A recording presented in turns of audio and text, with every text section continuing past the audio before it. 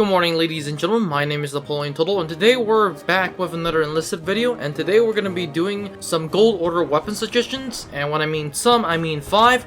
This video actually has been possible through the voting section, or the community, and most of you have voted for this video, so if you haven't, and if you don't want to see anything like this, then all you had to do was vote for you don't want this video, and this video wouldn't have existed, but since a lot of people wanted to see this video, then here we are. This video is going to cover some of the Gold Order weapon suggestions that I have in mind, and this video has been made possible for friends at Discord, literally considering the fact that some of the weapon suggestions were actually from the people at Discord. So without further ado, let's get started with the Gold Order weapon suggestions. First off, we have the Crowbar Sturm. This weapon was designed by Kurt Horn at the General's Cooper factory, which was better known for the MG42. 9 prototypes were captured by the advancing Red Army soldiers close during the closing stage of World War II. 5 were eventually found at the Königsdorf testing site. In most Soviet documents analyzing the rifle, it was called the Armavat Horn, which was given in these documents. Spitzelman and the designer was also captured by the Soviets, and eventually Kurt spent most of his time in the USSR at factory number 74, also known as Imamesh, which is basically a gulag. The designer was given a few requirements for the gun. Some of these had to be using the blowback operation and had to fire a 500 rate of fire. Because of this, Horn came up with an innovative mechanic for the gun, a gas delay blowback system, and this idea was relatively simple. Part of the gases escaped from the chamber were redirected in the opposite direction to the rearward movement of the bolt.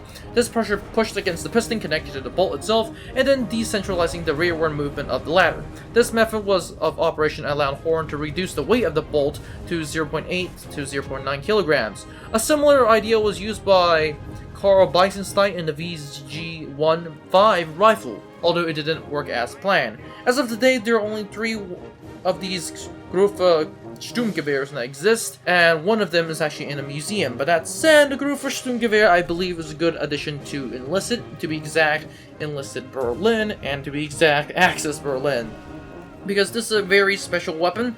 Honestly, most of these weapons on this list are going to be in Axis or Allies Berlin. But that said, a very, very, very rare weapon, and this type of weapon also exists today, so you actually do not have a reason to why this weapon cannot be a Gold Order. But that said, this is the Grufa Sturmgewehr. Next we have the Farquhar Hill rifle, a British semi-automatic rifle. The Farquhar Hill was tested in May of 1908, but was rejected due to its number of faults. Despite many improvements following, the rifle never managed to completely satisfy the Small Arms Committee. One example was actually trialed in the United States late into World War I. The British Army immediately ordered and adopted the rifle in 1918, but all orders were cancelled due to the war ending. In spite of this, the British saw it used with aviators, along with Bowser and Mulgon self-loaders, and in 1920 and 1930, Farbe G. Quill, one of the designers of the weapon, redesigned it into a machine gun fit into top-mounted drum pad magazines. The machine gun was tested on a few occasions by the British Small Arms Committee, but was ultimately rejected due to multiple reasons. The rifle itself had a long recoil action with a rotating bolt, and later versus using on gas operations. The rifle had an immediate action spring which stored recoil energy upon discharge. The barrel would recoil back and still be locked in the bolt, compressing the immediate string in the recoil, and upon return of the barrel to its upward position, the energy stored in the immediate spring will cycle back and forth, extracting and rejecting the spent cartridge. The rifle was then revised in 1911, and the source of energy from the barrel and the recoil was changed into some more conventional gas operation actions. The new revision authorized a new set of theories, and the weapon had intervention bolt release. Basically, the thing is quite experimental for its time. Honestly, this can come in Allies Tunisia and, or in this special case, Allies Normandy. But that said, this is the Farquhar Hill rifle. Next we have the MAS 38. This is the MAS Melee M1938, which is a French submachine gun, which I actually talked before during my French video, so if you haven't watched that, I highly suggest that you watch that. The MAS 38 was the development of the MAS 35, which in turn was the development of the MAS 24. The MAS 38 was tested by the Technical Commission of the French Army against 2 rival designs, the Petter and the ETVS, and deemed proficient. The St. Armand were tooling up to mass produce this weapon in 1939 when a war broke out and interrupted the process of adaptation. The first batches were allocated to the Grand Mobilization rather than to the army itself, but the army received the first deliveries of the weapon in late 1940. The French already completely invaded by Germany at that time, and nevertheless production continued to plan as the gun was then issued to various security forces of Vichy France throughout the war. Also widespread circulation among resistance groups, both in and out of France. Most notably, a Mass 38 has claimed to kill Benito Mussolini in 1945. After the war, the French underwent some reforms and structuring to change the weapon. The weapon fired a 7.65 by 20mm cartridge, and an underpowered 9 by 19mm cartridge was then adopted and conformed to the rest of Western Europe. The Mass 38 remained in mass production, and plans were underway to replace a new gun by the late 1940s. Generally speaking, the Mass 38 has a quite simple recoil system, although the gun looks slightly weird, but that said, this is the Mass 38, a pretty good submachine gun. Next we have the Gustav 206, and this is a German semi-automatic rifle. Its development is quite chaotic since a lot of branches during the Army and the Navy and the German Luftwaffe, just a lot of texture. And this, not to mention the party structure of the Nazis, so yeah, a whole lot new structure.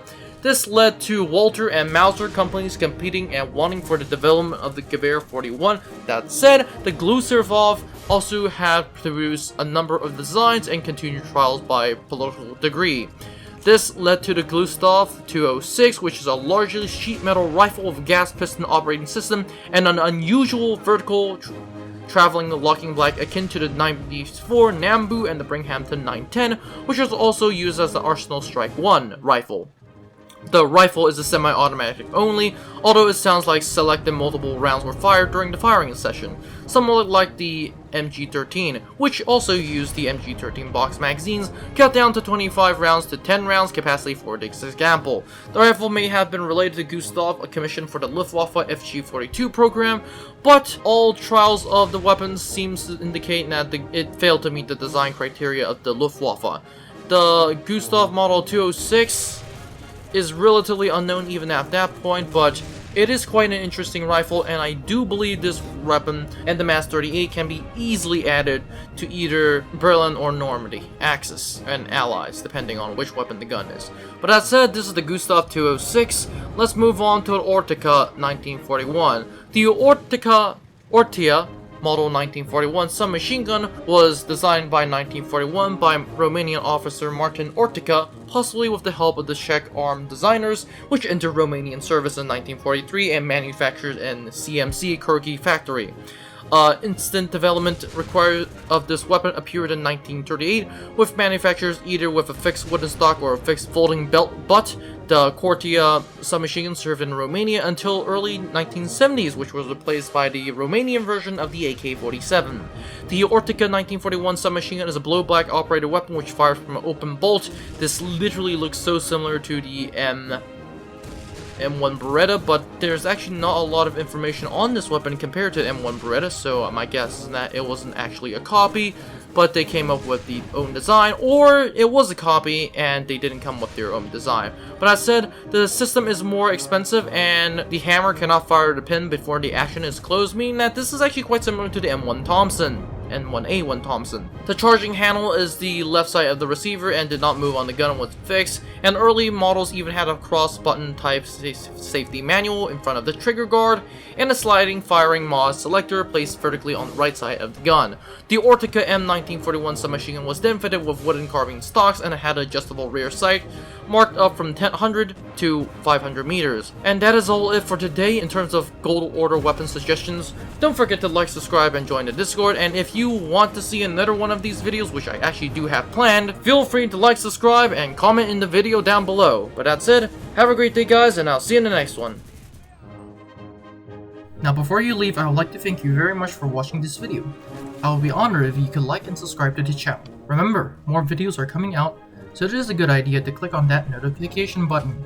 Anyways, have a great day and I'll see you in the next one.